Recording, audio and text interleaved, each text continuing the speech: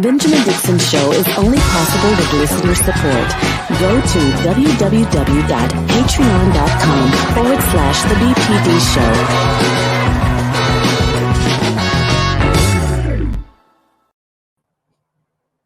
Today is Wednesday, April 20th, 2022, and welcome to the Benjamin Dixon Morning Show. We are broadcasting live on Facebook, YouTube, Twitch, Twitter, as well as ACT TV. Good morning to our partners over at ACT TV, where they encourage you to do more than watch. They want you to act. As always, I'm joined by our dear friend and brother and historian. He may not consider himself to be an historian, but he is most certainly our historian, Dr. Carl Mack. Good morning to you, brother. Good morning, my brother. How you doing? I'm doing good now that we're able to fly. I had a couple of technical difficulties, but we are here. And while we have these last few minutes before we shift into On the Clock with Georgia Fort, I wanted to take this time to do what we always do. We ground this show in Black history. So what happened today in Black history? April 20th, 1908, vibraphone legend Lionel Leo Hampton was born.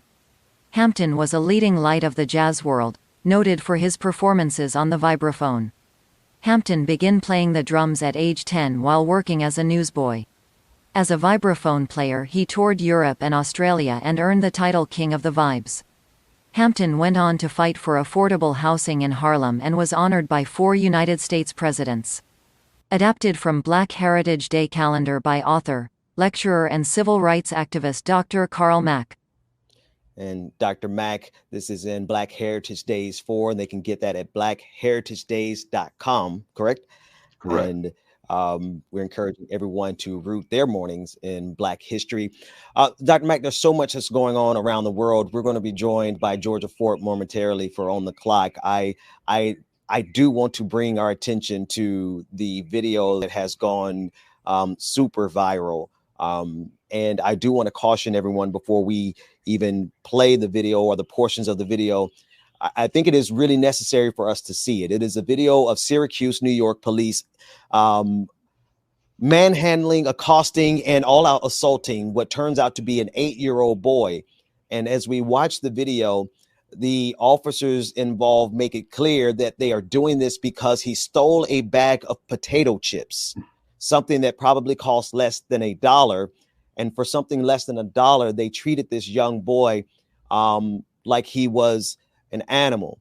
Now, I had an opportunity to call the Syracuse Police Department yesterday to ask them about this, and it took forever to get through. And once I did actually get through, they, of course, deflected, but said that they are investigating and that those officers were still on the street. That was as of yesterday.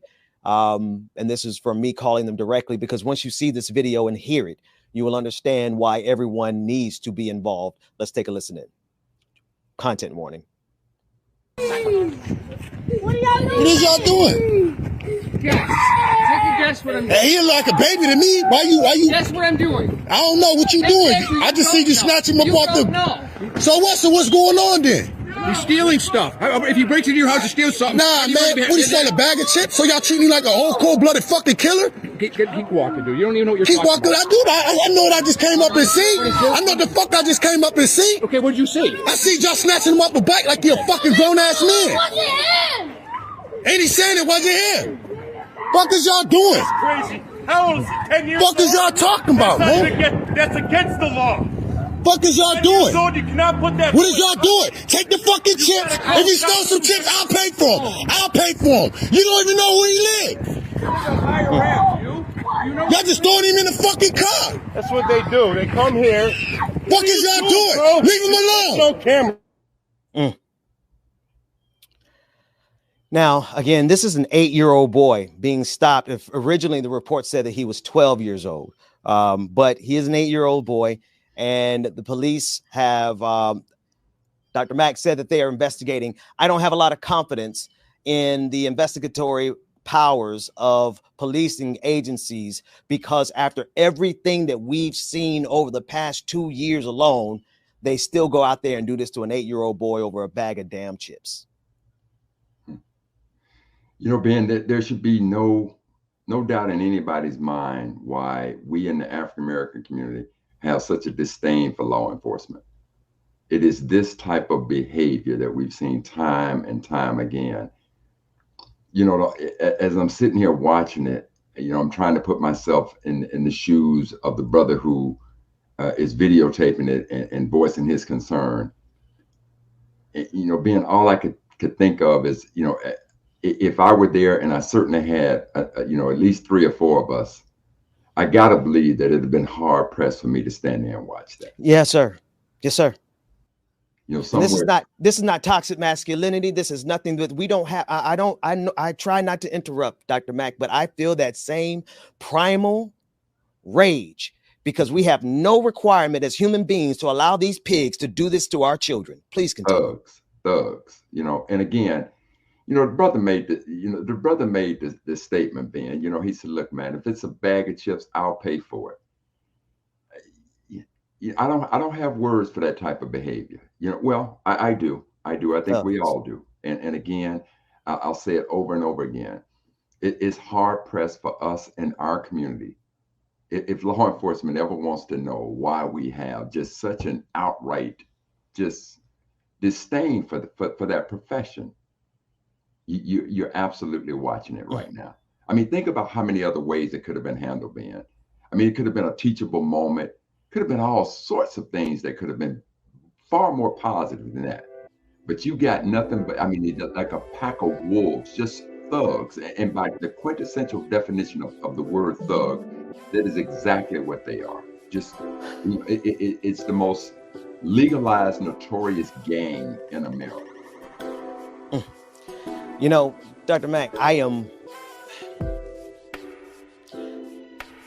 wonder if anyone honestly believes that we as a sentient species, Black folks with the same cognitive prowess and even more some, I wonder if they actually believe that we should submit to this type of treatment that goes on in the Black community every single day.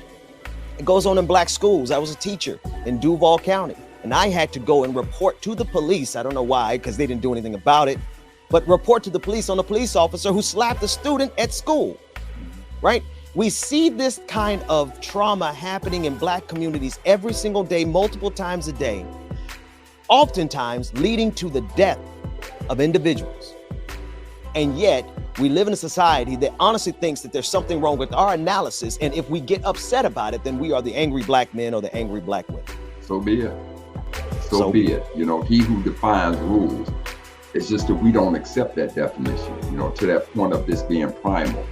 You know, I don't know of a species that can stand by and allow this type of abuse of our children. And Ben, you know, I'll tell you, again, when I was in them streets in Seattle as chief servant of the Seattle-King County branch of NAACP, then I can tell you right now, they absolutely understood what my mindset was. You know, the day that they saw me walk out there and shut a freeway down, this thing I had for them, I'll never forget then. I could remember it like yesterday when there was a store that made this board game, Ghettopoly, which was an absolutely horrific game. They had crack cocaine as game pieces. It was like the Monopoly board. And there was a cop that had a known reputation for doing nonsense in our community. And this, of course, that nonsense was taking place before we stepped in. But I remember he was at the store. And so in order for us not to be charged with blocking the sidewalk, we had to keep moving. But they didn't say how fast we had to move. And then I can remember walking past him as slow as I possibly could walk. I mean, within inches of his face, just screaming, you know, whatever our chant was. And I was praying God that he would just reach out and do anything. It was a pre-program in my mind that he and I were going through that glass window without question. I can remember it like yesterday. Yeah. And that was the part that was in me. So there's a part, and I can even remember some more nefarious thoughts that I had. Well, we're gonna hold those for after this quick break. We're gonna take, I know we just got on air, but we're gonna shift gears. I want to bring Georgia Ford into the conversation on the clock. So let's take a quick breather. DJ Exclusive is in the house. We'll come right back on the clock with Georgia Ford. We'll be back after this.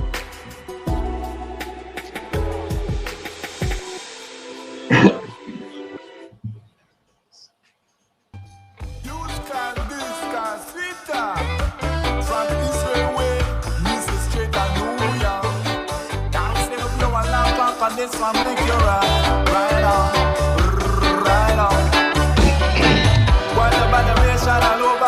morning, good morning, good morning, people. Y'all know who it is. You know the voice, you know the sound. James Bubba Williams, DJ Exclusive, is in the building. Irie, good morning, everybody. Welcome, welcome, welcome. Make sure that you stay tuned. On the Clock is coming up next here on the Benjamin Dixon Morning Show, y'all. Good morning. Alicia, good morning to you. Church lady, good morning. Long time no see. Pioneer, good morning. Roller Dragon, good morning. Happy 420, y'all. Hey. Good morning, everybody. Make sure that you stay tuned. On the Clock with Jordan Ford is starting up next. You don't want to miss it. Hey, y'all, Walker, good morning to you. Silk City. Jason, good morning. Barbara, good morning, Barbara. Priscilla, good morning. Brother Lateef. Carmen Jones, the Pioneer, good morning. Kareem Ransom, good morning to you. Shout out Infinite Content, good morning. Brandy, good morning to you. Snack Panther, good morning. Shout out Mom and Daddy. Love y'all, mean it. Good morning, Mom and Daddy. Brother Tiger, good morning. Melody Dennis, good morning. Shout out everybody on Twitch, Twitter, YouTube, Facebook, wherever you are streaming from this morning. Good morning to you. KFZ, what's going on? Good morning. Cassandra Shaw, 420 is my birthday. Happy birthday, Cassandra. Y'all make sure y'all wish Cassandra happy birthday in the chat. Nick, good morning to you. Sydney Butler, good morning.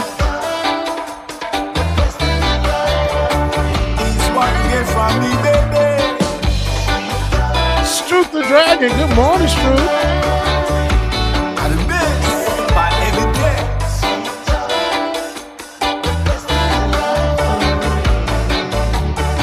know better than I.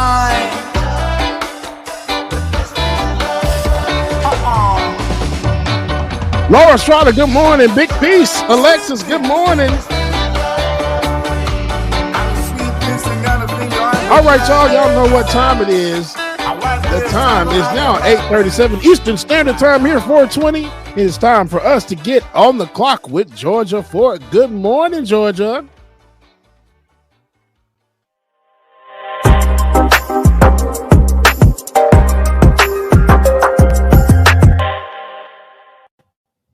Good morning. We take a look now at Grand Rapids, Michigan, where many of you have been following the story of Patrick Lyoya. He was fatally shot by an officer during a traffic stop on April 4th. And since then, there have, of course, been tons of conversations about this incident. Ben, Dr. Brother Mac, if you are still with us, this situation is interesting. When it happened, I talked about it during my audition at WCCO Radio, which is one of the biggest radio stations in the state of Minnesota, but also it's predominantly white, older white men, conservative, Republican, and of course, the phone lines lit up, the text lines lit up. But I was also surprised that even after that segment, I received a call from a friend out of North Carolina who's a Black man, who's a pastor. And even he said that this was a situation he was struggling to understand. And, I think for me, being in Minneapolis, the epicenter of this global movement for police accountability, it's very clear to me why people are concerned about this incident, why people think that it's injustice, why people are taking to the streets and demanding that the cop is fired. But for other folks who maybe haven't followed issues on police accountability, they might not quite get it. And so I want to open up, comments from viewers and hear your thoughts. If you are in YouTube or Twitch, there is a link in the comments where you can call in. But Ben and Brother Mac, I'd love to hear your thoughts. I'll say this quick first. In the situation with Patrick Lyoya, their number one was a language barrier because he's not from here. His family moved here to pursue the American dream. you know, but his native language was Swahili, and you could hear that in that initial conversation with the cop where, you know, he was asking him why he was stopped, and the cop was like, do you even speak English? And at the moment when he ran, I think for a lot of people, that's where they feel like the officer was justified in using force. But this is a man who at this time has not been convicted of any, crime. There's only accusations there. And on top of that, I don't think Michigan has a death penalty. He wasn't armed. And to see a black man, an unarmed black man, be shot, executed, you know, in the back of his head is extremely problematic. But I'm curious to know if you guys have watched the footage and what your thoughts are about it. Well, Georgia, you know, personally, I haven't watched it, so I'd certainly like to watch it to get a better understanding, because I want to understand the brother from North Carolina, why he's struggling with it. So I apologize for not being up on this particular incident, but or if you can give details of, you know, even more details of what happened.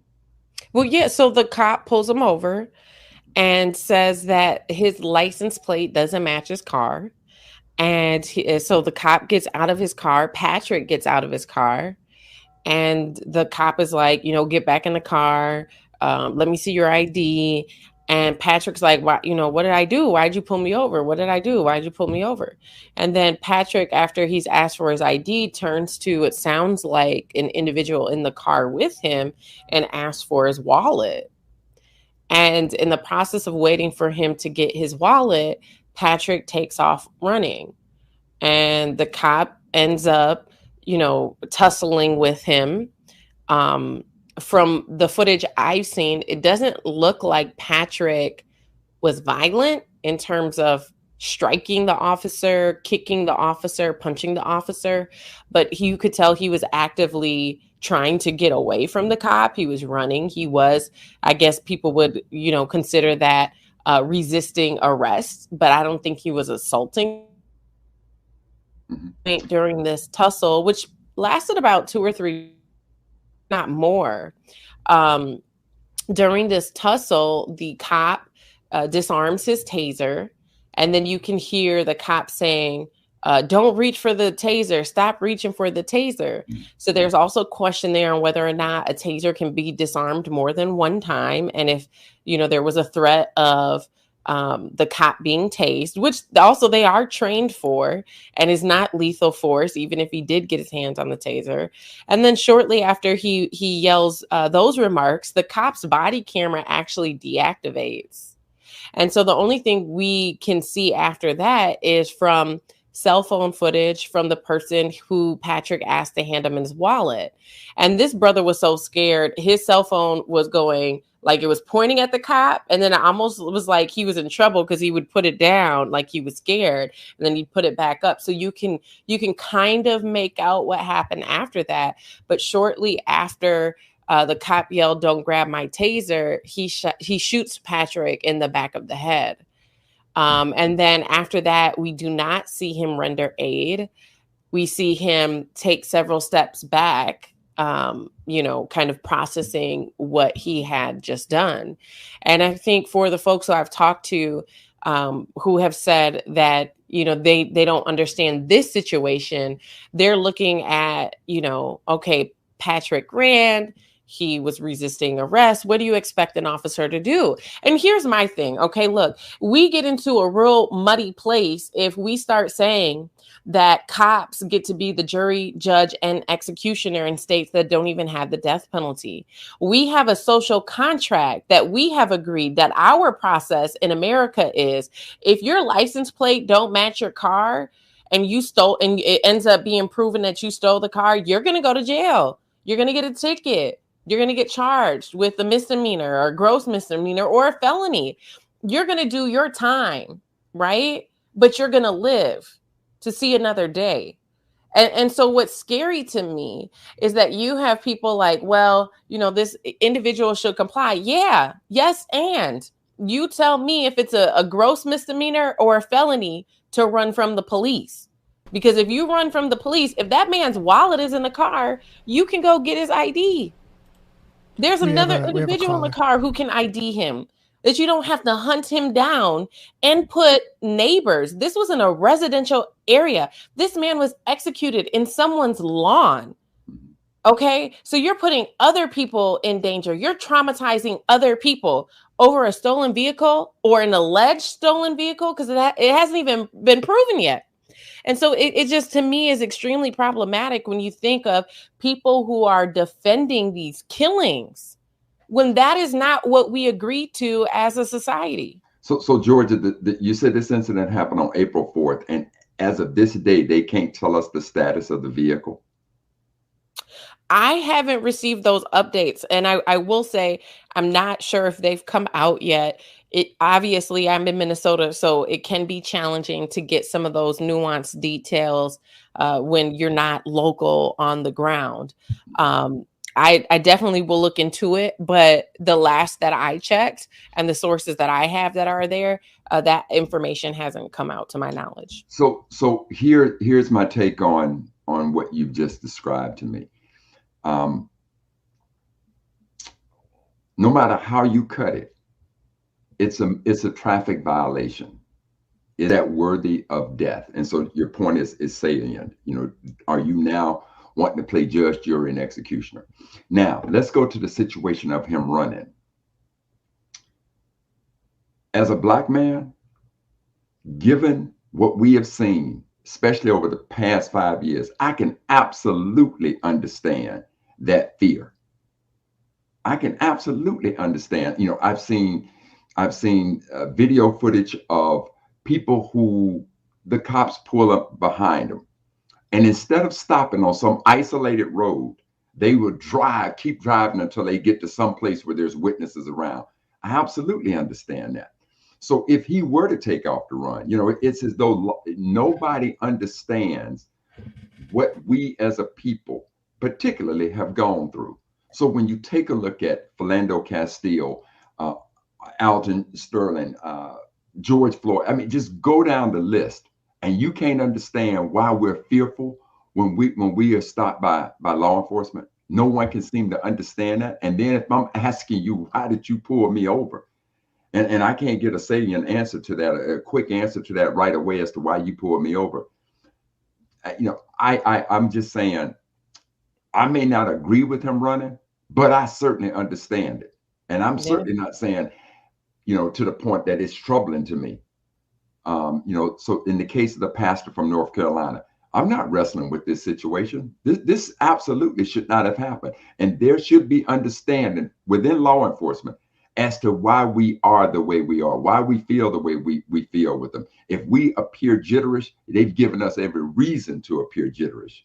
So I'm certainly not troubled by it at all. But I would think that if this situation happened on April 4th, to prevent or in the area of transparency, you would have thought that at a minimum, they would have already come out and give us some status of the car and why the vehicle was stopped.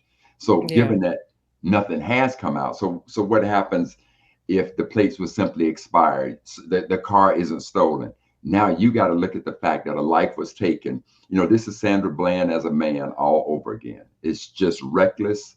It makes no sense, and it's infuriating, and it simply adds to the discontent and disdain that we have for law enforcement. Absolutely. Well, and it sounds like we do have a caller who is with us. Please go ahead and state your name and share with us your thoughts on this. This is Tyler Hackner. Hey, Tyler. Hey. You know, to be honest, I feel like it doesn't really matter if we comply or not. It doesn't matter if we're like not resisting or whatever. They'll always find a reason to shoot us. They'll always find a reason to brutalize us. That's really my thoughts on that. And you know, Georgia, to Tyler's point, you know, I think we all remember the video footage of the cop stopping a brother at a convenience store, and he asked him for his wallet. He reaches for his wallet, and the cop shoots him. And the guy says, "Why'd you shoot me?" He said, "Well, you was reaching." He said, "I was getting my wallet. You just asked me to get my wallet." So to Tyler's point, we comply, there's a problem. We take a knee, there's a problem. We stand, there's a problem. We don't say anything, there's a problem. The fact is, we Black, and that's their problem. That's right. That's right. Even I think about Philando Castile, who disclosed to the officer, Absolutely. you know, hey, I'm an armed licensed gun carrier. Right. And the cop said, okay, you know, get your ID. Right. And he reaches for ID, and the cop shoots him and kills him. Insane. And he complied. Insane. You know, and so for those people, this rhetoric, you know, and I think it's time for, you know, and it's not just white people that have this ideology that we're the problem, that regardless of what we do, we deserved it. But it's Black people too, you know, and depending on your relationship to law enforcement. I know people who are Black and blue, or who have relatives who are Black that are on, you know, departments across the country, and that can influence how people think about this. But there is common ground, regardless of where your analysis is on this situation. The common ground is, I would hope, is that nobody really wants to see people getting killed by police. But then if you don't want to see people getting killed by police, what are you going to do about it? What is the solution? Because sitting behind your computer and typing comply every time that there's a grieving family in this country is not helping. You know, Georgia, do you remember this situation? And I think it was New Jersey, where this carload of kids from an Ivy League school got pulled over by a state trooper for speeding. And this woman who was a commissioner, the mother of one of the daughters, got out the car. And the whole time that she's talking to him, they got the body cams rolling, the dash cams rolling. And she is literally giving them the business about, do you know who I am? Cursing them up one side and down the other. And all I could do for as long as I watched that tape was try to imagine that had been a Black woman or a Black man speaking to those officers in that manner. And they stayed just as calm as all get out. Now, and you know, ultimately what ended up happening, I think she lost her position because clearly she was trying to flex and use her privilege of position to get her daughter off for this. But the point that was most incredibly made was, now try to imagine, you know, it was as poignant as what we saw on January 6th. If we can all go inside of our minds and say, what if those were Black folks storming the Capitol? You know, there would have been bullets flying, bloodshed at every cost. And it's the same there. So, you know, going back to what Tyler said, it's like no matter what we do, this is the racial bias that they bring into it. And so as long as we have this type of behavior, we're going to have this disdain for that profession. And you know, the thing that I find, and I had a friend of mine who is an attorney in Brother James Bible, and he just dealt with the case up in Tacoma, Manny Ellis, and he ended up getting a settlement for the Manny, for the Ellis family. And that case was very reminiscent of what happened to Ahmaud Arbery, very reminiscent. The shooting takes place, and it was a while before they even reported on it. But he ends up getting a settlement. But one of the things that he and I were talking about as recently as yesterday is the difference, you know, when we talk about Black and blue. He said one of the things that law enforcement is now trying to do is rid law enforcement of Black women, because more likely than not, Black women are not going to sit there and allow this type of behavior. They will speak up and say something. Where Black men in blue seem to just want to go along and try to be a part of the brotherhood. And I've known very few male officers. I do know one in particular, but I've known very few male officers who show the moxie of a Black woman that's in blue. And so but there's nothing that's debatable about what took place here on April 4th.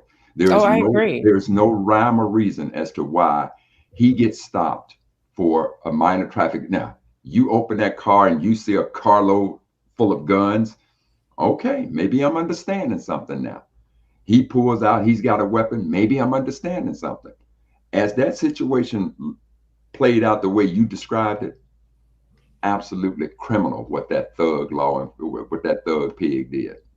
Absolutely. And I'm curious to know, we have another caller. If you can, as you join us, please state your name, where you're calling from, and your thoughts on the matter. And I'm curious to know, we have another caller. If you can, there's an echo there. I'm not sure if you can turn down your computer volume. Your thoughts. I'm curious to know, we have another caller. If you can. Hi, can you hear me?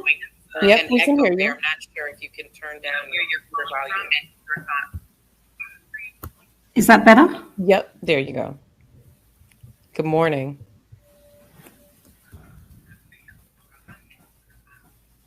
Can you hear me, guys? Truth, can you hear us? We can hear you. Oh, hi. I'm Ruth. I'm calling from Australia. Oh, well, thank you so much for calling. Sorry? Thank you so much for calling. If you can state your welcome. name and your thoughts on the matter. I just wanted to say that here in Australia, we have something. Thank you so much for calling. If you can state your name and your thoughts on the matter. I just wanted to say that here in Australia, we have something. I think we may have some technical difficulties there. Not sure if we can get that worked out, but definitely honored that folks are calling in from Australia, and would be curious, even if we can't get you back on, feel free to leave your thoughts in the comments, because, Brother Mac, when you think about these issues too, I was really curious to hear from another country what the perspective is, because every country has their own laws, their own mandates, and some countries have better de-escalation policies and practices. It looks like we have you back with us. If you want to go ahead and state your thoughts. Or they dropped off again.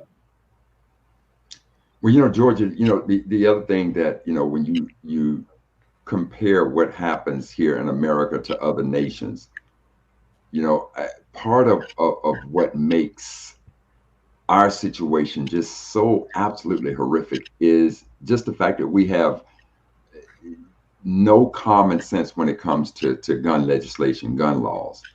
Right. We're probably one of the most armed countries in the world. And so it shouldn't be surprising that we see this type of behavior. Now, as it applies to Black folk, clearly the original sin of this nation is still bearing witness in the types of tragic situations that we're seeing now. So when you add that original sin being carried over, and the lack of accountability and the lack of empathy from most of white America, this is why we have what we have right now. Yeah. Well, let's try to see if we can get this other caller.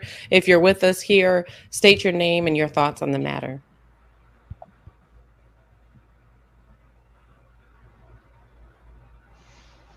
Nope, just doesn't want to work this morning. That's okay. Well, Brother Mac, I know we are on the clock here. We are wrapping up with just a few minutes left. When it comes to the Patrick Lyoya case, we're going to continue to follow this as we followed a lot of other incidences as well. We're ramping up here in Minneapolis for the trial of the other 3 officers who are charged in the death of George Floyd.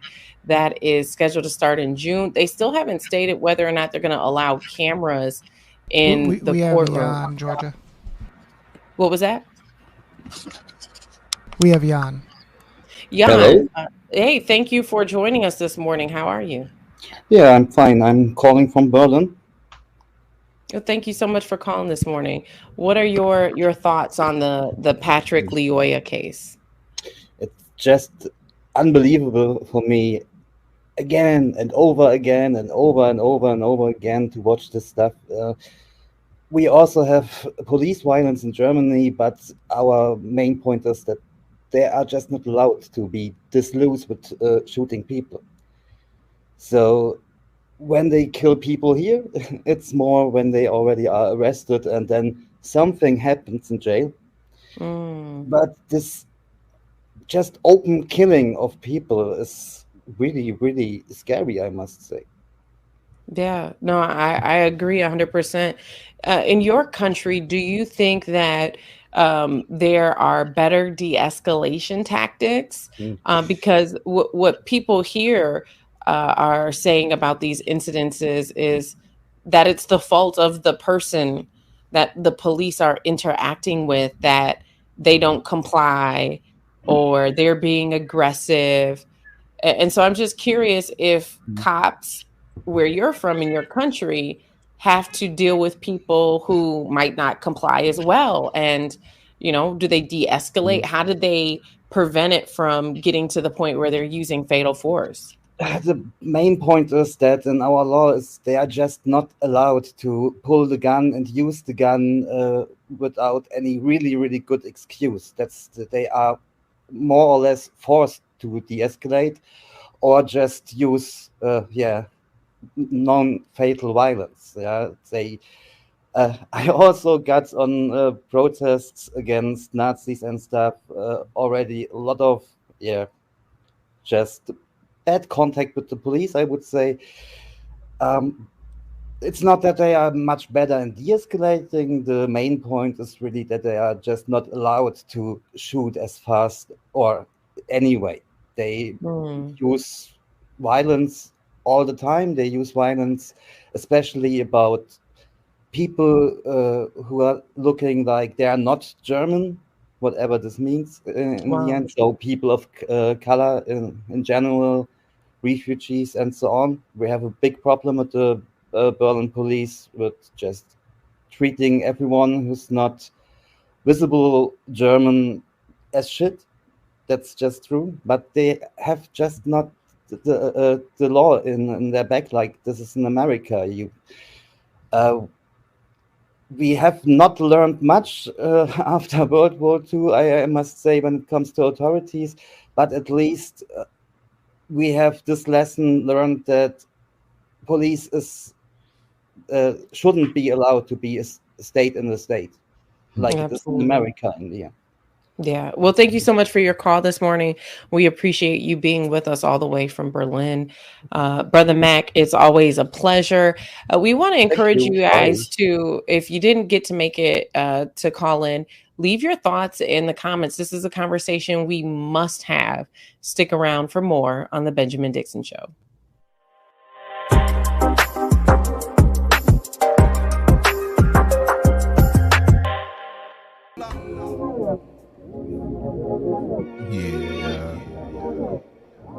Y'all know what time it is. It looks like Rebecca Azor has entered the chat, so you know what time it is, y'all. It's time for Like It or Not, y'all. 9 a.m. to 10:30, yeah. Like It or Not is on your channel, yeah. Politics and culture is we change skin like we supposed to, yeah. Interviews and all the news, we get to choose what gets the views. Like It or Not with Queen Azor, it's starting now, so stick around. Like it or not, it's going down. Like it or not, y'all stick around. Oh, Rebecca Azor is coming through. You know she got a good story for you. Oh, Benjamin, that's my dog. This is his show. He's a politics pro. I'm your DJ exclusive. Y'all know I am. We ain't gonna do it like that, y'all. Y'all stay tuned, man. Y'all know what time it is. Like it or not, it's Ryan, good morning to you. Like it or not, y'all stick around. Oh, like it or not, it's starting now. Like it or not, it's about to go down. Like It or Not with Benjamin Dixon starts now.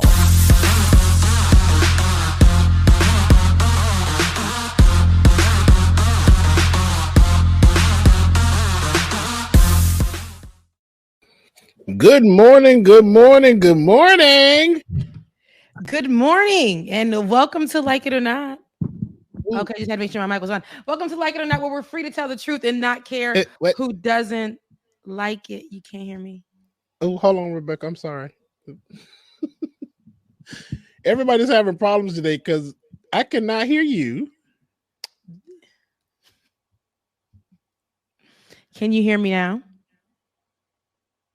Man, my computer's tripping. I can hear you. Just go ahead. I got you. Look. Okay. I apologize. My audio settings should be fine. It's been a rough morning this morning. It is Wednesday. It's feeling like a Monday. Just got off of my own little vacation, for Easter, and I am here. I hope that you guys can hear me. David, give me a thumbs up. But yes, it is Wednesday. It is currently April 20th. That means it's 420. That's why everything is struggling, because it's 420. Some of y'all done went and smoked one. Some of y'all done went and smoked one. My camera giving me a gangsta lean. My camera's on 420 this morning, but some of y'all done went and smoked one this morning. That's why I can't handle the heat of this morning. However, we're going to move forward. We're going to push forward. We had a guest for this morning, and she was gracious enough through all of what's going on this morning with our technical difficulties to hop back on Imani Oakley, and she's running for Congress. And I want you guys to hear from Miss Imani Oakley, and she is friend of a friend to the show. Hi, good morning, Miss Oakley. How are you? Good morning. Hello. Good morning. Good morning. Can you hear me okay? Oh, we can hear you perfectly. Yes. It's all right. It's all right on this good 420. Miss Oakley, how are you this morning? I am good. I'm good. It's a nice day here in Jersey. Okay. So, but it's not too hot because I hate the heat. So, I'm doing good. Oh, yeah. Well, it's so nice to meet you, Miss Oakley. Could you let us know a little bit about who you are before we start speaking about your campaign? Let the people know about exactly who you are. Yeah, for sure. So my name's Imani Oakley. I'm a candidate running for Congress in New Jersey's 10th congressional district. And the thing about me is I really believe that if we are going to get anything done, we need to fight for it. We need to be fighting for it on the state level. We need to be fighting for it on the federal level. We need to be fighting geopolitically. Yes. Because right now, especially in New Jersey, we have establishment machine style of politics that are really just seeing our neighborhoods, especially working class and Black and brown neighborhoods, as mere financial and political playgrounds. And that's not okay. Everyday people are losing to folks like ICE agents, to greedy developers, greedy corporations, to union busters. We are, constantly losing as a result of these bad politics. And so I'm trying to get in there, making sure that we can get some wins for everyday people. And we no longer have to be subjected to the types of oppressive, tactics by these other entities. So, that's what I'm fighting for. And election is June 7th. So I'm feeling good so far. Yeah. Imani, awesome. Yes, Imani, you're a millennial, I might add. And so I know a lot of people are, who are already seated in those seats and who have the idea that they should be taking up those seats until God knows when. What makes you different from them other than just your age? Because a lot of people are going to try to point that out. Oh, she's just a millennial and things of that sort. So what makes you different from the rest of the people who already are seated for Congress in New Jersey? Yeah, for sure. So number one, I will show up to work. I will show up every day and not have one of the lowest attendance rates at Congress, unlike my opponent. I will be paid $175K a year to actually put in the work to help this community. Number one. Number two, it's also the policies that I will be pushing are definitely policies that we need today. We talk about things like Medicare for all and a Green New Deal and things of that nature as if there's some super far left ideas. These are actually moderate things. These are pretty basic things that we actually need, that number one, similarly situated countries already have to some degree. And number two, things that we actually need to move forward and survive and make sure that everyday people are taken care of. Okay. So I will be fighting really hard to make sure that those things pass. And then number three, who I'm accountable to. I am not backed by any corporate money. Zero corporate money. My average donation is around $32. And I've been able to outraise my opponent already 2-1 in one fundraising quarter. And I've made 6 figures every quarter since. So my accountability is going to be to everyday people. It's not going to be the entities like Amazon, who, again, biggest union buster in the nation. It's not going to be the people like Wells Fargo, one of the biggest predatory lenders in the nation. And those are all the people that my opponent is taking money from. So that's who he's going to be responsible to. And he's also going to be responsible to political party bosses here in New Jersey, who again are just thinking of themselves and their own wallets. And the big difference between me and him is that I will actually be fighting for everyday people, because the minute I stop fighting for everyday people, they can take away those individual donations and I won't be back. So that's the hugest difference between him and I. Yeah. I mean, that's a big, I guess some people would look at it as a risk for you not taking, you know, the type of donations that you're taking. You said around $32 and you still were able to show out in front of your opponent with just that. So the support seems to be, your backing seems to be huge and the support seems to be there. It looks like you mentioned one thing, that a lot of people who are running for Congress or who are running for positions for their states. And I hear a lot of people mention immigration, right? But when they are seated, there's nothing that they really do about immigration. It may be a part of the plan, but as soon as they're seated, we don't see much. New Jersey has immigrants there, and I know that I think 1 in 6, you said families have, or people have a parent that's either an immigrant or something of the sort. What are your plans with immigration, especially because it's such a hot topic right now? Yes. What are your plans when it comes to immigration? Yes. Well, number one, I absolutely think we should be abolishing ICE. And again, this is one of those things that's painted as, oh, this is super far left and crazy. Most people don't know, prior to 9/11, ICE did not exist in this country. It is a creation of post 9/11 fear and Islamophobia. That's why we have ICE. For hundreds of years, this country existed without ICE. And now we have it. And if you go, it's interesting. If you go on the ICE website, they have like this little propaganda video and it talks about, ICE keeping your community safer. That's why we're here. And it's very, I think, easy for someone to say that they have not kept our communities safer. If anything, they have broken families apart. They have created fear in our communities. They've created distrust in our communities. And we're still putting federal dollars into them. That makes no sense for an entity that we didn't have for hundreds of years and things operated just fine. And then number two, for something that's not doing what it actually says it does, there is no reason why we need to keep this entity around. We can take that money and put it into much better programs. Programs, for example, that really do keep communities safe.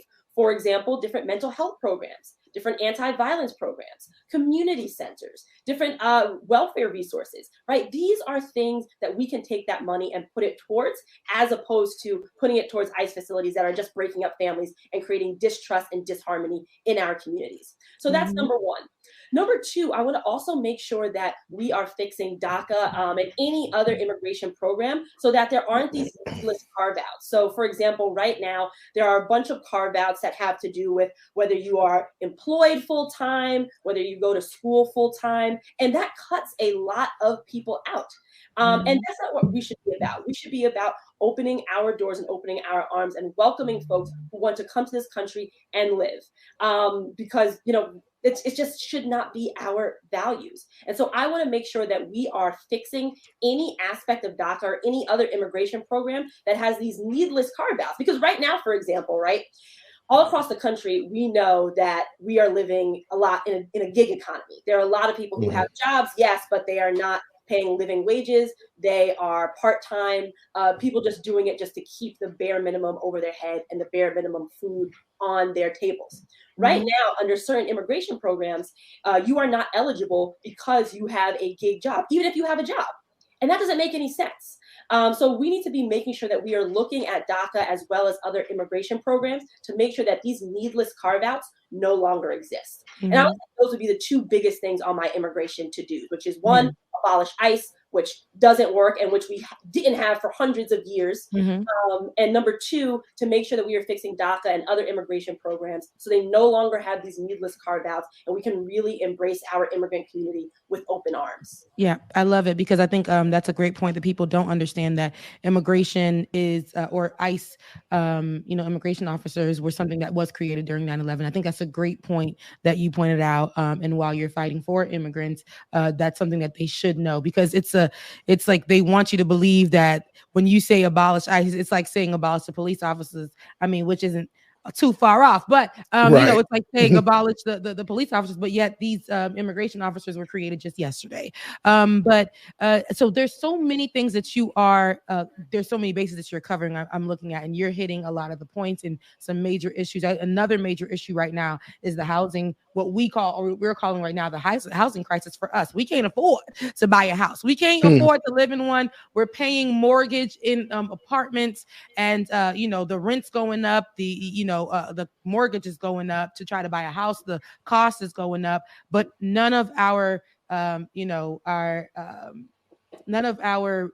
wages, salaries are going up.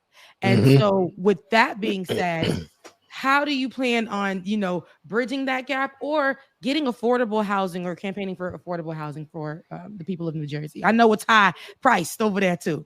Right. Here is very high. So I'm going to actually take this question in two prongs. First, I'm going to answer the wage question and then the housing question, if that's okay. Yeah, go ahead. Awesome. All right. So number one, $15 minimum wage is not enough. Right now in New Jersey, in order to have a living minimum wage, you actually need to be making $22 an hour. So what I want to do is federally make the minimum wage $19 an hour, but then also tie it to two things. Number one, tie it to inflation, because, you know, if we have to keep upping the minimum wage and having these arguments, you know, every few years, you know, the wage is constantly going to slip down and people are going to suffer, and then we're going to pop it up, and then it's going to slip down, and then it's going to pop up.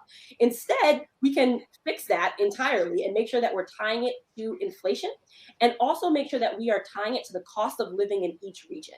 Because again, living in places like New Jersey or California or New York is a lot more expensive than living in other parts of the country.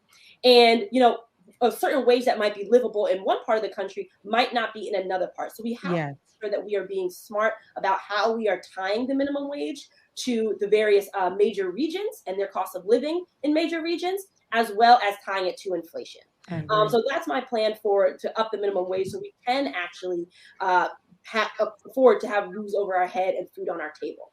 Number two, with housing, there are two aspects with regards to housing. There's one, the mortgage issue, which, you know, New Jersey as of 2019 was actually number one in the nation for foreclosures, mostly affecting older Black and brown homeowners. When I was a staffer in the United States Senate, part of my portfolio was actually housing.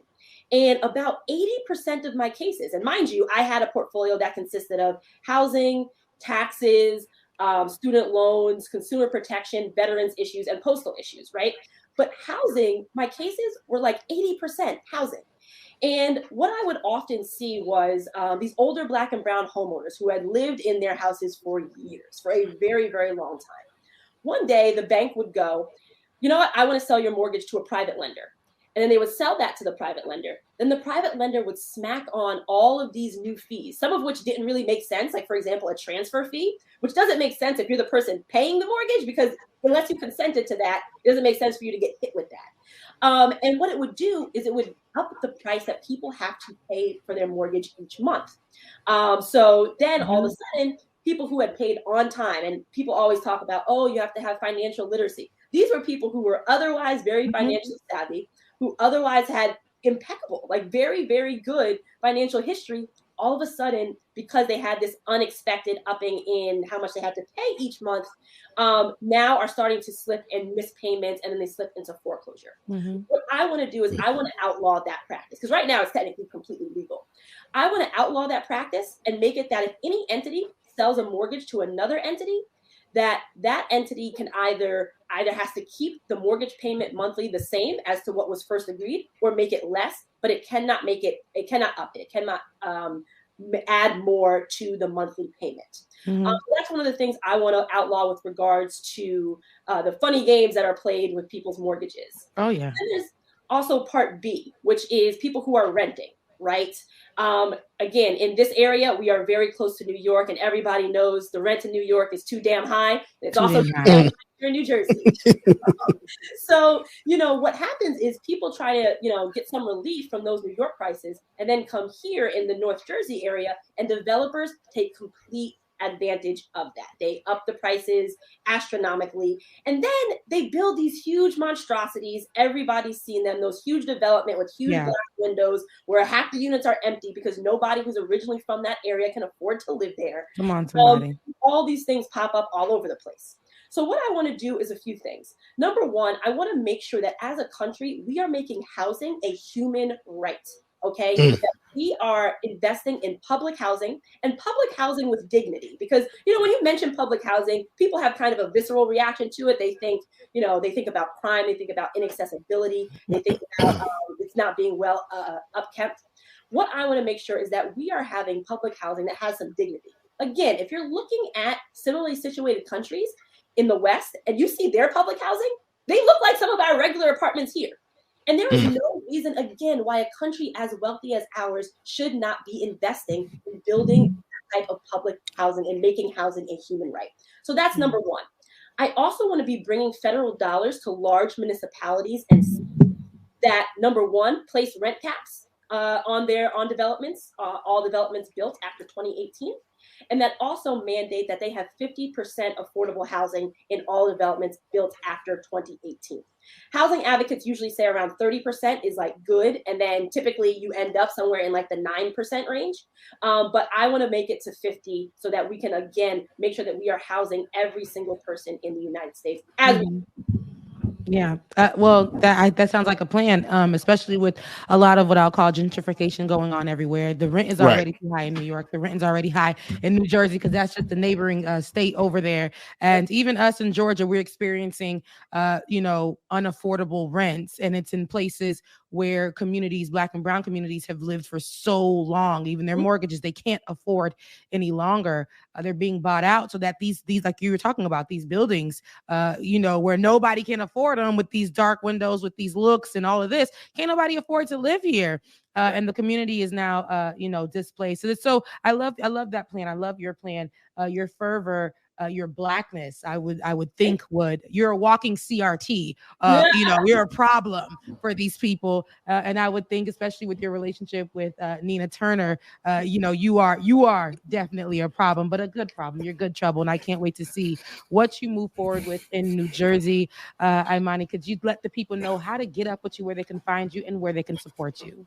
Yeah, absolutely. So you can check out my website, Oakley4, that's FOR, Congress.com. So again, that's Oakley4Congress.com. You can sign up to volunteer. You can donate. Again, we're not taking any money from corporate PACs, and we're running against a guy that's taking money from big pharma, taking money from union busters, taking money from predatory lenders. So we could really use y'all's help in that area. And you can also find me on social media, all social media at my handle, at Imani Oakley, NJ10. That's at Imani Oakley, NJ10. All right, girl. I love to see it. I love to Me see too. Black women Right. in position. Listen, we're going to support you any way we can. Imani, thank you for joining the show today. I hope that you have a great day, and we're looking forward to see where this takes you. Awesome. Thank you for having me. Thank you so much. No problem. Have a good one. All right, y'all. We have so much coming up in this short amount of time that we do have, but Imani was such a breath of fresh air after all those technical difficulties. I love seeing people in these positions, or who are running for these positions, who are campaigning, who are looking to make a change. And we don't see a lot of people that look like us in these positions. People are going to look at her directly. They're not going to see that she's well spoken. They're not going to see that she's well informed. They're not going to see her history. And they're not going to look at the things that she, and when I say they, I'm talking about the people who want to make her an issue because of not only that, her being Black, she's a woman. Her look isn't the same as the people who sat before her. But that is where people have to, we got to remove that. When I see her, I think about Ketanji, and I think about, things like that. But what we're going to do, we're going to continue to fight for these positions. We're going to continue to change, and all of the policies that need to be touched on, not only touched on and talked about while campaigning, these people are willing. And I feel and I can feel in my shana that they're willing to take these positions and actually do for every policy that they are putting and campaigning off of. So shouts out to Imani. And thanks for coming in and shading us lightly while we were like, Imani Oakley. She said, yes, my name is Imani Oakley. Imani, I said, thank yes, you. ma'am. Imani, we're going to get it right today. We're going to pronounce it. We're going to get it right. We today, and shouts out to Imani. Thanks for coming on. But we have another guest who is family to the show, who's going to rock out with us for as long as he can. We have Pascal today, who's going to join. Never mind. We're going to rewind that back. I thought we did. Okay, take two. Flip it and reverse it. I thought we had Pascal, but we ain't got him this morning. These damn coronal ejections have been messing up everybody's internet today. Hello. What y'all smoking on today? Look, wherever it's the corona. Decriminalized 100%. Wherever it's legal, I'll say, because I know that it's been decriminalized here in Georgia, but to a certain extent, amount. Because if they find you with anything else, I can't say you ain't going to jail, but I can say that some of this stuff has been decriminalized here. It is 420. I don't know what y'all doing, how y'all doing it, but whatever y'all doing, if you're working, you know what I'm saying? Be mindful. Be very, very mindful. Okay, well, how did 420 become a holiday for Let's weed? talk about it, right? One common theory is that it stems from California, California Criminal Code. Okay, according to CNN, California's 420 code is actually for obstructing entry. I don't really know. We're gonna find that out. But listen, I heard a lot of different things about 420. I think it's time that we remove the stigma attached to marijuana. I'm not a smoker, but I do have a girlfriends of mine who smoke, and it's just literally to keep your anxiety low, or just to hit the blunt to calm and mellow down. I think, as with anything, too much of something makes you crazy. I do think that. But I also think that, listen, it depends on the person. It depends on your it does depend on your how you can tolerate. But I have seen people who just can't function. It is a drug. If you rolling up to work every day and you can't even speak to your manager, you talking to them crazy, you feeling fidgety, you telling them that they the enemy, that's the problem. Now you start looking at your intake. But at the end of the day, I really don't think that, how we have for the last 1,000 years against our black and black communities, our black and black, our black and me just being too black, our black and brown communities, especially against our black and brown communities, our minorities, we have criminalized it. We have put people in jail for the amount of time somebody can get for murder, right? Somebody has gone to jail for marijuana possession, right, or intent to sell, or selling, or it being found in their car, anything like that. Or some people who are now serving a certain time for being drug dealers selling weed. They have more time than murderers and rapists. Right. Which is crazy in itself, because, I ain't never smoked nothing and flipped out and went crazy. Started eating people's faces off. I ain't did none of that before. That's that hard drug. You remember when Dr. Carr came on here, Dr. Carhart, and he was letting us know you got to use responsibly. If I don't know, Dr. Carl, Dr. Carl, knew he was gonna bring it up. Him. He is the professor, I believe, at Columbia, I believe it was, but he is the one that talked about responsible drug use. We're talking about responsible drug use, not only in the marijuana lane, but in so many other ones. But he definitely was somebody that I think that you guys should look up, because he talked about it. He has a book about it, and there is such thing as responsible drug use for everybody who is in the California area and who has opened up a dispensary. I know that they're predominantly white because I've looked them up, and they're predominantly white owned. Right. I think that grace should be given to those people, especially in those states. I think all around America, that grace should be given to everybody who is serving time for marijuana possession, selling marijuana, especially next door to these jails. There are people who have dispensaries. Right. We should definitely, I think that on 420, my push will always be a push to decriminalize it in every state. Make it legal. I walked through New Orleans. People were just fine, being able to purchase a certain amount from the local stores, walk around, hit their blunt, whatever the case may be. Did it. I didn't see anything crazy going on. But anybody, even in that state, who was serving time for marijuana possession, smoking marijuana, being caught with marijuana, being high, whatever the case may be, they should be set free. Your time should not be taken away from you while the white people are becoming millionaires or capitalizing off that very thing that these people who are serving time we're doing. So that's my conversation with that. Happy 420 to everyone. Look, we since it's 420, you know what I'm saying? Like, be responsible. That's all I got to say. There's so many stories that we can definitely talk about. Before we get to those, I want to have a conversation about my experience on Easter. Before I get there, Bubba, how was Easter for you? Easter, because that's what my mom said. Easter. How was Easter for you? Easter.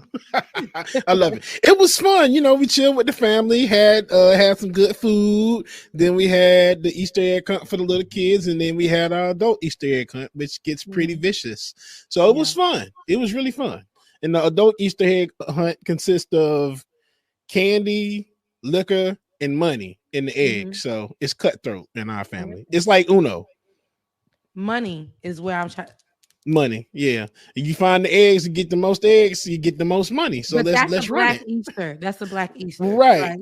Like, I should have showed you guys my mama's outfit going to church on Sunday. She dragged me over there. She had her hat on. She had her little outfit on. She looked at my outfit. She was like, because I thought I'm like, I usually go real tight, you know, or fitted or nice and loose, but still sexy. So I said, this time I'm not gonna. I'm just gonna go in my peasantry dress because I bought this peasant dress. It's giving me Middle Eastern, like not Middle Eastern, but like medieval time. That's what I mean. Why is it called a peasant dress? Because it gives me peasantry. Okay, so you came up with that. Yeah, like I ain't got no family and stuff. But it was so cute on me. But my mama, she rude. My mama was like, "Hey, Pascal." My mom was like, "Pascal, good morning, sir. You're giving me like, nah. Where's the glitter? Where's the glam?" I said, "Girl, really? Just because you got that little hat on? Just because you got that little, you know?" She had a gown. Mama had a gown for church, y'all. I'll show y'all the pictures. It's hilarious. But Pascal, good morning. How are you? And how was your Easter? Man, mine was actually really chill. You know, we usually do, like, we get a whole bunch of Haitians and Jamaicans together every single holiday. So it's Christmas, Thanksgiving, you name it, everything, right? So but this time was different. So we ended up going and doing a dinner at a restaurant, a really nice one. But yeah, we just kept it really low key this year. It was weird. It was weird. I think my mom just didn't want to cook. You feel? Because you got to bring in the food. You know what I'm saying? So she was like, I don't feel like cooking. So I'm just going to go. Your mom lives in St. Louis? Yeah. Yeah. Is that where you were raised? Yeah. So strange. Why is it strange? There's a lot of Haitians. You'd be surprised. There's a lot of Haitians in St. Louis. You know, shout out to my little Haiti out here in St. Wow. I seen a post. Oh, I believe. I mean, but it's just finding Haitians in certain locations because, you know, climate wise, things like that. But I've seen a post recently. Somebody was like, on Easter Day, Happy Easter to all my community of Haitians in Australia. I said, what? Word. Yo, we everywhere. We are. Like, for real. We are everywhere. Die. We most definitely multiply. Yes, we are. You know what I'm saying? We are out there. We're everywhere. Like, we are everywhere, and we gonna bring a flag. Hell yeah! You always find you somebody. If you gonna date somebody, right? You need to find you somebody that's gonna love you and that's gonna represent you like the Haitians represent their flag. Yeah, everywhere. Right. Everywhere. And just you know, you know somebody loves you if they at least try to learn how to cook some of the food. Mm-hmm. A little bit of it. I'm not saying all of it, but just a little bit. You know what I'm saying? There goes your Haitian man side coming out. My God. Right. Because my Haitian friend don't know how to cook no Haitian food. Yeah, that's the Haitian man side. That's the Haitian man side. Yeah, you said what you said, Bubba? I said my Haitian friend don't know how to cook no Haitian food. See, it's that side of the world too. Yeah, I'm a Haitian woman, and growing up, I was the one that when they used to say, you know, come and watch us cook, I used to be like, the basketball court with my brothers is like right there. Right. So I would just go with them while my sister was like cleaning the meat off with lime, lemons, because that's how we do it. While she was cleaning the meat off, with my aunties and my mama. But I think I'm at the place now, because I like to date my men foreign. Haitian, Francophone Africans, and they like to eat. So I've been in the kitchen because if you know, and I know that we talked about this before. This is where I take a little bit of tradition, and then me being a 2022 woman, right? Who the ones that Kevin Samuels be talking about. This is where I take them both, and I have to merge it because I'm like, you ain't gonna talk to me crazy. But I'm gonna make sure I feed you though, because you dating a Haitian woman, legacy is legacy. I can't be walking through life and not being able. But I ain't gonna cook for everybody either. Don't be walking in this house and demanding me to cook. I'm gonna cook because I love you. I'm gonna make sure that I'm gonna make sure that you're fed in this household. But you gotta have a balance. The balance. So I can't stand you. The two sides of Rebecca right there. We just saw it. Yeah, it's like 5 of them, Pascal. It's not 27, and I ain't even no Gemini. But I wanted to talk about this. I know that there's the mask mandate real quick because I wanted to share my experience on the plane recently. Delta Airlines. The mask mandate has now, been dropped for many states, statewide, nationwide, and I just saw that Lyft has actually dropped their, requirements for you to have the mask going on for the ride in the car. Oh wow! So while I was on the plane that day, which was yesterday, when I was flying out, they just dropped the news, and I called Delta before me traveling. I wanted to ask them like what that was looking like. They were like, well, you don't require any, because I said maybe I want to change my flight to one that has less people on it if there's going to be so many people that don't have on masks. Right. And so they were like, well, it's not required anymore. It was just attitude, right? And I needed to get home. And it was just attitude, all that, whatever the case may be. I get onto the flight. I have my mask on. And I was pleasantly surprised to see many people with their mask on. However, in Palm Beach International, I'm from Palm Beach. So in Palm Beach International, they don't require you to have masks. So a lot of people were walking around maskless. On the planes, they put on their masks. Some people took them off. And even the flight attendants were maskless, all in your stuff. Then one didn't have on gloves, taking people ice with an ice cup. No gloves. No glove, no love. As I was, listen, no glove, no love. That's no right. Glove, no That's love. right. That's right, Bubba. But you're not only pasta, yeah. As I was watching this go down, I actually overheard. I turned off my Jasmine Sullivan that was blaring in my ear because I saw this flight attendant just having this conversation with some far right people. I would say they're far right. They look far right. I know we can't judge a book by its cover, but when I did turn off Jasmine Sullivan in my ear, the conversation that was going on included them. I don't know why they had us wearing masks all those times. That's just some kind of conspiracy, things like that. And the flight attendant told them as people began to walk off the plane, happy liberation. I mean, happy liberation to you all. Are you serious? Couldn't believe it with my own 2 ears. And I said, don't say anything, Rebecca. This is just get off of this plane in peace. And, don't say anything. So I waited for my turn to get up and she looked at me and I said, don't. And that's all I said. And I continued to walk off.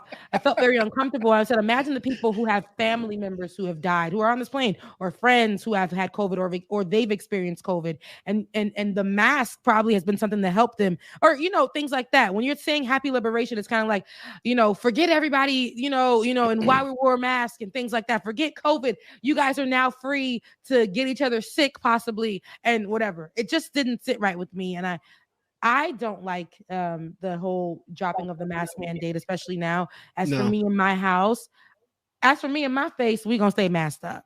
Yeah, that's real, Rebecca. I'm with it 100%. I don't get how I get that everybody's excited about being free, okay, from having to wear a mask and all that. But here it is. I agree with y'all. I'm still going to be wearing a mask when I get on. Yeah. I don't trust nobody. But the fact that the staff is almost like they're just ripping a Band-Aid off and they're just going back to being straight up nasty. Yeah. I can't really, because you realize how nasty we were. Yeah. planes or in public transportation, in any public transportation type of things, you realize how nasty we really were. So it's kind of like, actually, everybody who works on like planes, trains, and automobiles, why don't you stay doing that? Yeah. It feels it may not be it may still be nasty as hell, but still maybe it's just the theater of sanitation in my mind. You know, no, it really is. And I'm like, just stay with it. Like if surgeons found out that they could just take off their masks whilst open your chest up and doing the surgeries, would you want them to still put all their nasty, grubby ass hands in your heart, on your heart and inside your body after eating all kinds of food? Just come man. Keep wearing the mask. You keep wearing the gloves. You know what I'm saying? And I will have a large fry with that. Thank you very much. That's it. And that's real, because especially, Rebecca, for that lady to get up and say Happy Liberation Day, first of all, shut the hell STFU, and she then liberation, of course she was, because you talking about liberation, girl, don't you dare say liberation to me, because I want to be oppressed so bad. Y'all want to be oppressed so bad. And if y'all do that, I'll oppress you. Just come over here. I'll put my foot on your neck. I'll oppress you. For a fact, she was probably wearing one of those "Let's Go Brandon" masks off the plane, because apparently off the plane, on the plane, but off the plane. You know, for a fact, she has that, stuffed in a drawer somewhere. Real talk. I believe it. And it's crazy, like you said, Bubba. Me hearing her say liberation, it bothered me. You know, because it's like you guys felt oppressed for wearing a mask. You felt like your rights were taken away from you. We've been trying, when we use the word liberation as people who are actually oppressed, it has so much weight to it. And when I hear people using something so small and making it seem like that was oppression to them, when it was something that was created to save lives, to protect people. And then, like you said, Pascal, we realized how nasty people really are. It was something for us to just maintain sanitization, safety, and protect each other if we're going to be around each other, if we're going to take risks like get on a plane or things like that. So it bothered me to hear that. But in in recent news, the Biden administration said that it will likely appeal the federal judge who made that ruling. It's going to appeal that new mandate that they put on planes and other forms of public transportation, how they removed it. The DOJ and the CDC disagree with the district's court's decision and will appeal, subject to CDC's conclusion that the order remains necessary for public health. And we already know who are going to be the people at the forefront trying to fight this. The main ones as before. We're going to see people like Kemp, like Governor Kemp, at the forefront of this. We're going to see DeSantis at the forefront of this. We're going to see we're going to see Mr. Texas at the front of this. Abbott. We're going to see all of them join together to form the big boy Transformers, so that they can fight the reject Voltron. You're right. They can definitely transform and they can fight what Biden is trying to do here. I'll say that I like that Biden is going to appeal it. Hopefully, because we can't be talking about coronavirus being something that's so serious. And right now, even in Atlanta, the numbers are starting to spike up again. Yep. We can't be speaking in this particular moment that we're going to be going into lifts and, public transportations and not utilizing our masks. We cannot say that is okay as of right now. It's okay because the world is open. You mad because you just had to put your mask on while the world is open. You asked for the world to be open. Georgia never closed down. And I don't know about y'all, but have y'all not been on a plane where there's not anyone coughing on the plane? Oh my God. They were sick. Oh, baby. What was it? First class, which is not really first class to me. As I walk past, it's not at all. I get the same head support in the back there. I don't know what's so serious about this. But on Delta, on the newer planes too, it's like, girl, what is it? There is no it's no privacy. What door are you shutting? I mean, you're using the same bathroom. Isn't the only difference is like you could get a comforter if you want, or like a little blankie. You get free drinks. That's it. You get free drinks. And let me tell you how I know this. When I went to Jamaica, my friend was sitting in first class and I was in the seat literally right behind first class. And it was one of those things where it's just like, yo, I'm not missing anything. And so he's just passing me drinks behind me. Like, hey, here's your cocktail, bro.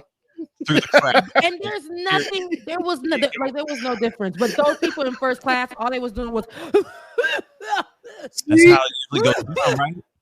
Nasty. Nasty. I said, y'all stick up in first class. No, every plane, every flight. Yeah. First class, all of them. It doesn't matter. Somebody go. Oh no! Speaking of 420, it's like somebody took a big bong hit. You know what I mean? And his eyes, the cry, the one where you're like, right. And I'm that type of person. I'm trying to hold it in because I'm like, Lord, I don't want nobody to think I got corona. I'm just trying to hold it. And we're still living in that time. You walk around me with no mask on, or in my vicinity. If I'm at Target and you are maskless, and you are in this 6 feet or less than 6 feet behind me, near me, around me, and you go, ooh. You can go right, Rebecca. What is your problem? What is your problem? Place, you can sit on the toilet. You know what I mean? Yep. For the rest of the flight, please. Okay. Just go. Just go. And then on the plane, y'all, listen, I was looking and I said, my God. When they opened the bathroom door, she had that cart of water. She was opening the bottle, and there was a passenger wanting to walk by. First class. They had to treat them with first class. So they backed up. Somebody opened the bathroom door. That bottle of water is open. All the whiff from the bathroom is going inside the bottle. Now they backed up a little bit and gave poured that water in. It was just too much happening. But anywho, where your mask? Where your mask? And here's another thing. Speaking of that. It doesn't matter if you're wearing a mask. You can still smell that ish. So if you go boo-boo, if you go number 2, yes, in that little, in that bathroom, everybody in that plane going to smell that. Okay, it's given. All the fecal matter just it flying. seeps through. And for God forbid you on Frontier or Spirit. Oh God! The whole plane smelling like the toilet. You just riding Greyhound in the sky. Seriously. It's a lot. You just gotta take it too, right through your. It's not your breath, even though under that mask, it's struggle breath happening. It ain't your breath. Now imagine not just your breath, but the bathroom just rolling through. Just all that rolling through. Here's another. I'm so glad I've never had that experience on a plane. And I swear, if I ever did, I think I would probably just jump out that shit. What you said? What's your next point, Pascal? I was just gonna say, just don't drink any heavy cream, eat jalapenos, or any heavy cheesy things before you get on the plane. Because if you got to go number 2 and it's a long ass flight, everyone's marinating in that funk that you just left. That's don't be a 3-hour flight. Oh God! Some people don't care. Don't go boo boo. Yeah, just don't do it. Same just people that don't want to wear their mask be the ones that got the eating the cheese and all that, and then try to come on the plane and disrespect you 3 times. They're all right. That's the same dude. That's one dropping a big chunky deuce. Mm-hmm. Okay. Happy liberation. She's the one opening your water bottle towards the open bathroom door and then putting it in your happy liberation. Yeah. That's her. And fixing your drinks without gloves and spending all her little nasty ass white hands on my ice. Ice cubes. I want another one. In her fingers. Oops, I didn't mean right. Oops, I did it again. But anywho, we have I don't know what else I have. I don't know what else. You don't know what life is right now. There's a lot. Rebecca's been celebrating 420, Pascal. That's what it is. I was going to say, are the edibles? I don't smoke. Like I've hit the blunt before, but I'm not a 420 kind of gal. It ain't for me. I'm a connoisseur, so yeah. Happy 420, everybody. How do you intake your marijuana? Like, that's what I'm saying. Some people roll up and not going to Pascal. What? Are you a vape? Are you one of the people that vape it? Are you one of the gummies? It's multiple ways. I like to roll mine up. Either roll it, either bong or vape. So yeah. I want to love you. I want to love you. every day and every night. See, So that's what I'm saying. yeah, how do you consume? How do you partake? Yeah, how do you partake in the 420 holiday? But how do you consume your CBD, THC? I don't know what they're calling it these days. Weed, marijuana. Some other people call it the devil's lettuce. The devil's lettuce. Yes, Mary Jane. Trees, gasoline. Trees. Gas. Gasoline. Yeah, they call it gas. You gotta go get Yeah, that here in Atlanta, they smoke good gas. You In Atlanta, Florida is good gas. On that stank. No, but I thought gasoline was cocaine. Gotta gasoline. Oh hell no! Just no. Okay, sorry. Mm-mm. You know what? Here it is. If ever I do it, it's very, very rare. Because I'm always high.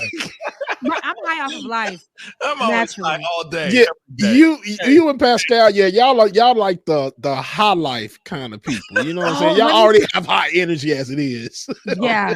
But if I do, it's I don't know. It's usually a blunt or I've done vape. I don't know the vape. Man, those pens, those oil pens. Let me tell you something. Those things are dangerous, y'all. Let me just say they are. You the one with the button and you have to wait for it to light up, and then you hit the button and then you take the hit, but you don't know how much you're really taking, and then you just gone. Or edibles too. Like you take just a corner and you could feel like you're tripping on acid. So for me, yeah, I if I partake, it's very few and far between. But I prefer a joint or a blunt and keep it simple. Just keep it simple, right? Edibles, I've done edibles before. I'd like to see it. You know what I'm saying? Right. I want to see exactly. Because I keep thinking, what else is in these oils, man? This is not natural. And then with edibles, edibles are cool, but I hate the activation time of edibles. Yeah. Like if I'm smoking regularly, then it'll hit me then. But if you're taking the edible, it's just like, okay, it's been an hour and I'm not feeling anything. And next thing I know, I'm at work and then boom. What was I talking about? Oh, is that for you? Because I can tell you when I don't know if I told the story on air, but I think now since it's passed and I'm a new person in my life, I can now discuss this. I went with I went to Kentucky to go visit my best friend. And, we were chilling, having a good time. And when we get together, I know she likes to say, you don't never drink with me. You don't even smoke with me. You don't do that. Like she did nothing, right? So she'll throw that at me. So I'm like, you know what? Let me go ahead. I'm going to have a good time since I'm here with her. We having girlfriend time, whatever. I was like, girl, I ain't going to smoke nothing, but you got, we could do the gummies. We could do the gummies. She was like, girl, I don't even do the gummies. She's looking at me like, I got some up there. She's looking at me. I got some up there. And it's like, you had to climb up on the little kitchen thing to grab it because that's how high she put it up. She want no parts of it. I was like, no, girl, I'll just try one. I had one. Hours passed by. We got the house together because it was Valentine's Day. We got the house together. It was all good. Child. I said, girl, it ain't really hitting me like that. Let me get another one. Oh, God. Let me tell y'all. I took another. You don't say that. Right.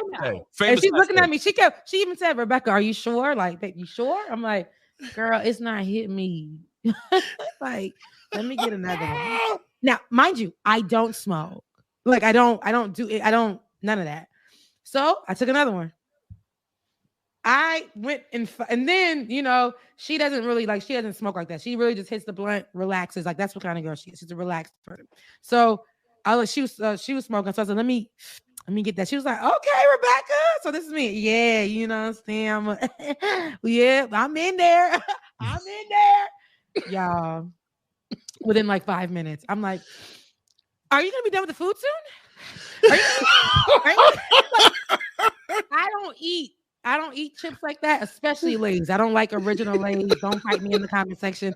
She said, Rebecca, I got some snacks. You're not eating this food. We're getting prepared for tonight. Like, we're getting the snacks and stuff ready for tonight. Oh, okay, I need something. I need something. Wow. So the bag of chips got to me. The way I was eating the chips. I'm so hungry. Then I got up, y'all, and I started just I was talking to myself without talking to myself. It was so loud. It was so loud. You turned into a crackhead. Oh my God. Right. It was so loud. Wow. My voice was so loud. I felt like everybody could hear it. Oh, shoot. No. Now the paranoia. Oh, now man. I said, the paranoia. I gotta go to the hospital. I said, but will they know if I'm high? I said, am I going to ever come down from this high, or is this the person that I am for the rest of my life? And I have to find a way to live like this. Will I ever be the same again? I said, maybe this is who I am. Where am I at right now? I started to do my eyebrow in the bathroom to act like I'm getting ready. So I started to do my eyebrow in the bathroom. How long you on that eyebrow? And here goes me. My best friend was like, Rebecca, are you okay? This is me. I like literally turned to her. She's answering all my questions, and she's like, how are you feeling? She's like, are you feeling crazy? Are you hearing she's like, are you feeling like, you're hearing voices in your head? She's like, you're okay. Do your eyebrow. Like, she had to be calm with me. She's like, it happened to me once. Look, this is how she did it. It happened to me once. I went crazy. And she walked away. Do your eyebrow. I was like, I gotta do my eyebrow. Then I'm like, should I trust anybody in this household? Are they laughing at me? Am I gonna mess up the party? Because I don't want to mess up the party, but I'll mess it up. I'll mess it up. I was going so crazy. And then I went to go, after I got dressed, I sat on the couch like this. If I don't She said, Rebecca, are you okay? She's like, because you're never quiet. You are never quiet. And I said, if I sit here, I won't ruin the event. I won't ruin the party. If I sit here like this, I won't ruin it. I won't have to call the police. I won't have to call, and I would never call the popos, but I won't have to call the ambulance. I won't have to do that. So thank God that it's a mental thing. I was able to get it, and I was able to calm down and eat the meal and have a good time. Baby, I was over there like. So somebody said in chat that your internal voice is David. It probably was. It wasn't David. It was Dwayne. It was Dwayne. It was Dwayne. Okay, and I need to get Dwayne out of there. So I had to. Wow. Yes. Wow. But that's my 420 story. Wow. I got a question for you though, and maybe Bubba can answer this. When you get that high, when you high as hell, what do you do to take it down? What's a trick, or what's something that you can do? I mean, I'm sure some people are partaking right now, probably for the first time, and most likely an edible and saying the famous last words of, "Oh yeah, that one wasn't kicking. Can I get another one? Maybe I should get another one." Well, first off, don't do it. But if you do, isn't there something you can do to kind of high a little bit? You can crossfade, which is you basically smoking and then crossfade. Crossfade. You can drink a beer or something. And right, I'm a professional here. Come on, look at these lips, man. They're black as hell. You can have a drink, and the drink will actually start leveling you out. But then you got to worry about being drunk and high at the same time. Even though they're going to equal out and start balancing, it's still a lot to deal with. Me, I'll just lay my ass down somewhere. I'll eat and I'll lay down. The more still you are, the better. And then just like, okay, just let me go to sleep for a minute because I'm too high right now. I need to go to sleep. And just relax yourself. If you relax yourself and just woosah, then it'll start going out a little bit quicker. My friend referred to it as being stuck. And stuck. When I think you have to get to a point, like I said, a mental thing. And this is from my experience. I ain't no smoker. I ain't no expert. I'm not experienced in this place. I've dated a lot of smokers, and they smoke all day, all the time. But as for me and my throat, as for me and me, I just can't. For me, when she told me, Rebecca, you're stuck, I said, I can't be stuck. I can't be stuck. I have to move forward. I think after 5 minutes of doing that, myself was trying to, it was almost like literally being in Get Out. I felt like I was gonna say, you in the sunken place? You in the sunken place. I was falling, the sunken place. And I was just like, Tears were falling down and I couldn't say nothing. So for me, I had to get that mental side that was fighting to fight back. So I'm like, once I kept saying, Rebecca, you are okay. I was screaming that in my head. Rebecca, you ain't nothing wrong. Ride the wave. Ride the wave. Catch it. You have to catch it. Yep. Get your balance and ride the wave. Don't hit nothing else. Enjoy this high that you're on. Like you're high. Yeah, and that's why I don't really like smoking with people because while I'm out, because people want to go out and do everything. When I smoke, I'm ready to chill. I ain't trying to do all this extra stuff because when I start doing all this extra stuff, that's when it's just like head going all over the place, and it's like I start tripping. Everyone. But you sound like that's a pro thing. You a pro, Bubba. You a pro. Yeah. But these guys out here that are like, oh wait, we go smoke some weed. We go out to the club. They novices, so they want to go out and experience being high. You know what I mean? Like whole assholes. Like half baked. Jon Stewart was like, you ever seen a movie? On weed. You know what I'm saying? Like I feel like a lot of people do that. They'll sit there and go, hey. Let's go and smoke, and then let's go party because they're novices. But I feel it's supposed to be something to mellow you out. Yes, but I feel like people are wanting to go and experience things on weed all the time. Right. Like now, I will say Kodak Black, but when you see me, I'm white. I hate you, Rebecca. But like for real, like if you go smoke and watch a movie, it helps you analyze so much of it. You just gonna sit there and like, damn, you're gonna be like, real? I'm a room full of fake ass people drinking colors and talking trash. You start looking. Everybody's home. That's it. You start looking around and be like, and then you know what I was saying in my head?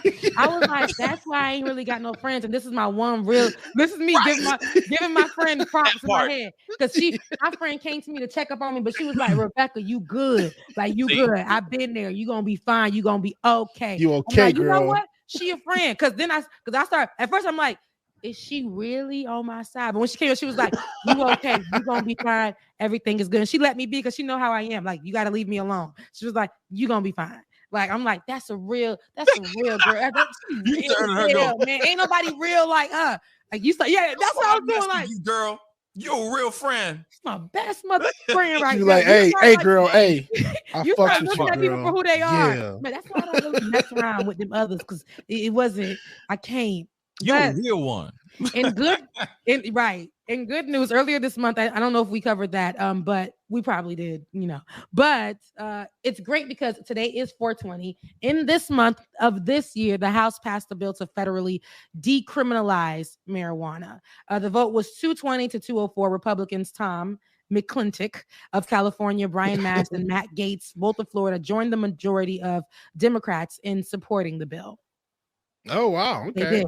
While Democrats Henry Sellier of Texas and Chris Pappas of New Hampshire voted against it, the bill sponsored by Democratic Representative Jerry Nadler of New York will prevent federal agencies from denying federal workers security clearances for cannabis use and will allow the Veterans Administration to recommend medical marijuana to veterans living with post-traumatic stress disorder, plus gains revenue by authorizing a sales tax on marijuana sales. The bill also expunges, let's talk about this part of it.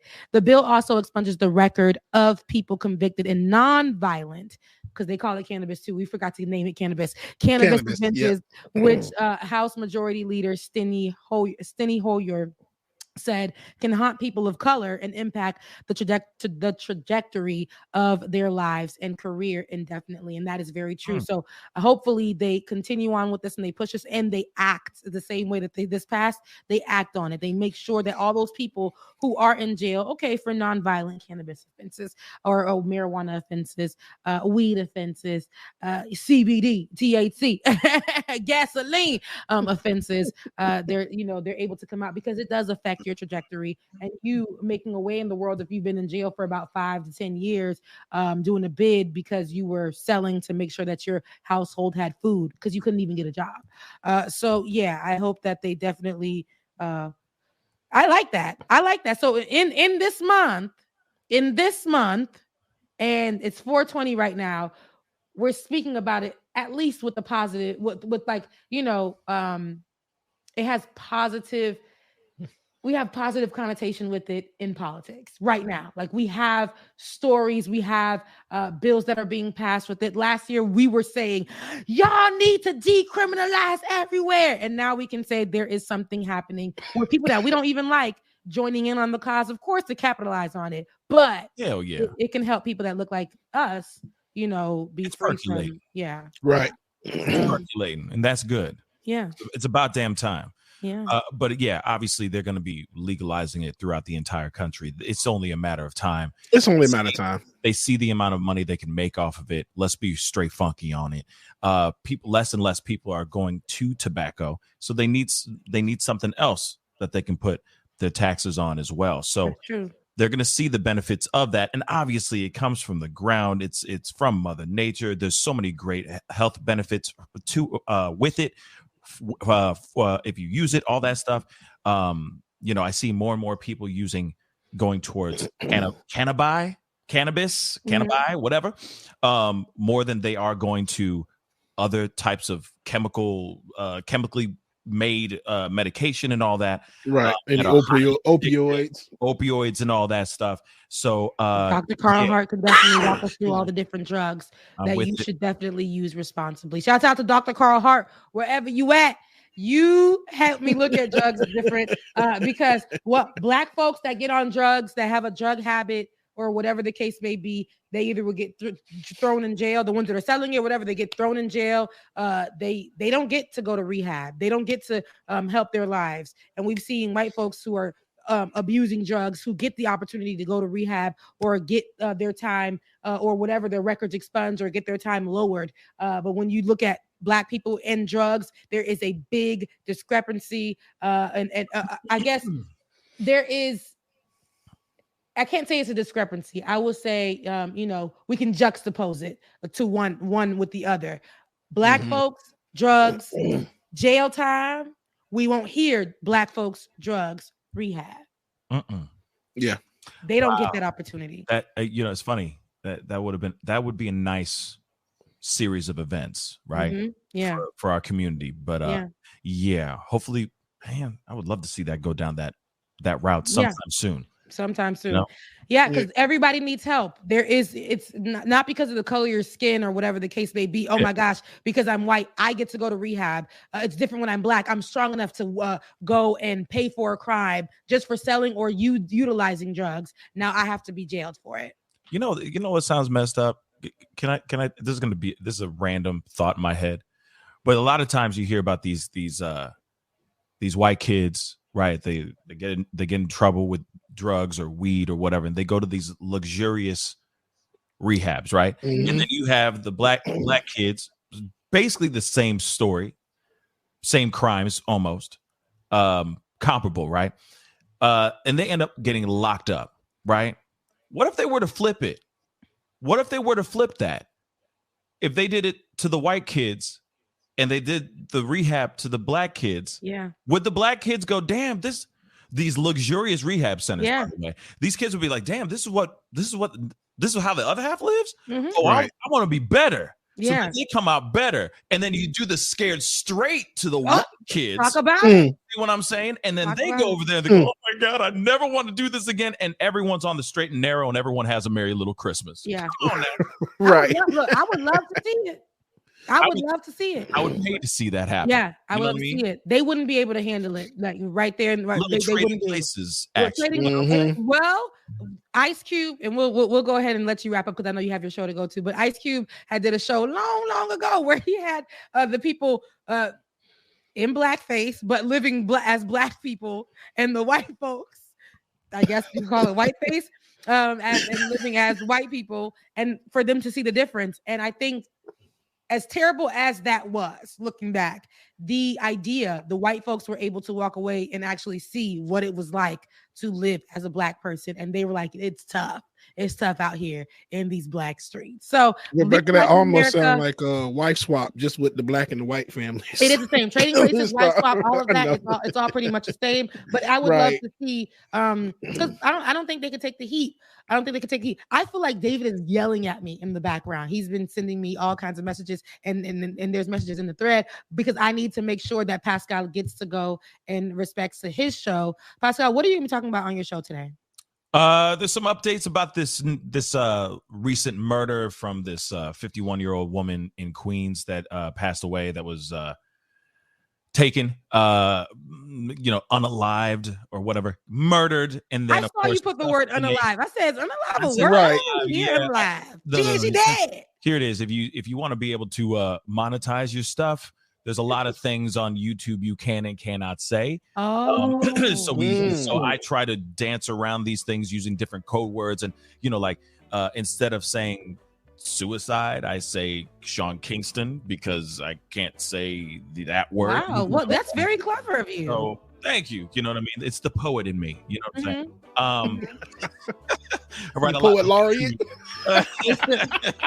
No, but on some real stuff. This woman was basically murdered, stuffed into a hockey duffel bag, and then just discarded off the side of the road.